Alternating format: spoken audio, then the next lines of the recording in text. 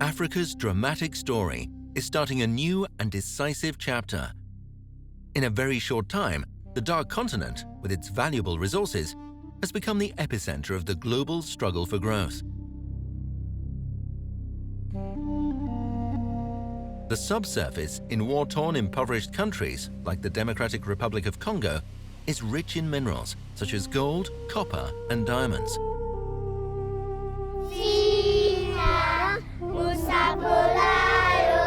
At the same time, all eyes are on the continent's leading financial hub, South Africa, where big multinationals lie side by side with sprawling slum areas, thereby exposing a stark contrast between wealth and poverty, between aspiration and despondency. They don't have job, no houses. They only survive here.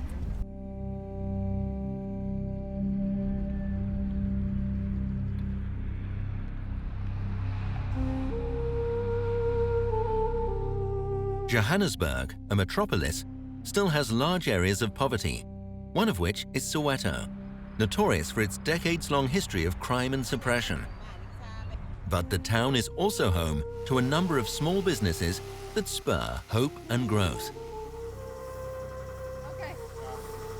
So you have 6 guys and you work, what is a working day in? Just from 8 to 5. I've been doing this for years now. The market is right.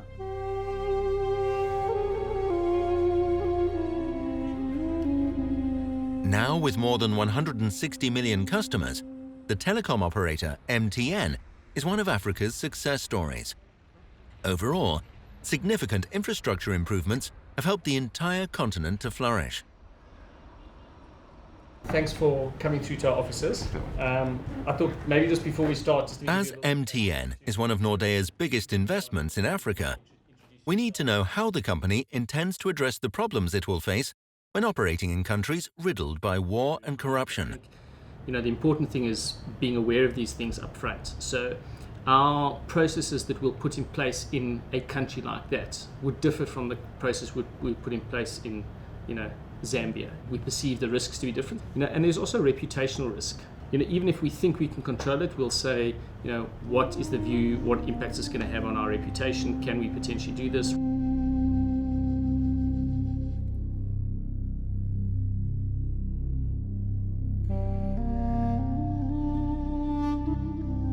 Many African companies have a long road ahead of them.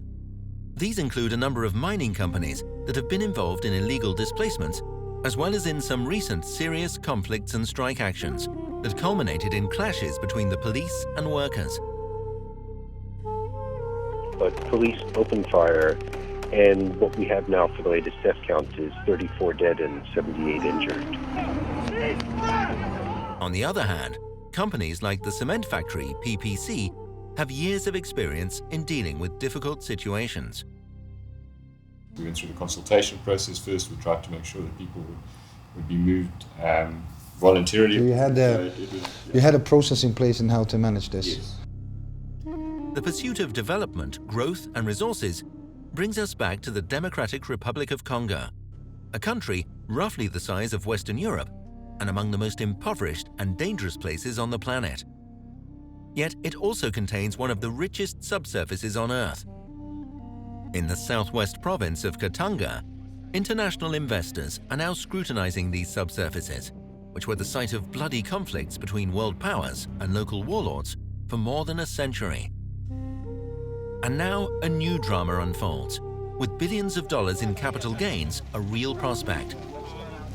Portobello Pit has a peak in the middle of it because the ore wraps around this hill that we're standing on. A city of 12,000 people is to be relocated to make way for expanded mining operations. If the relocation is successful, the ESG analysts will move in to do their work. Mining companies are hiring local workers and have initiated comprehensive social programs. However, Although the resources mined may satisfy the international markets, history has yet to show that such riches can also advance the continent's long-term development and help lift people out of poverty into the middle class.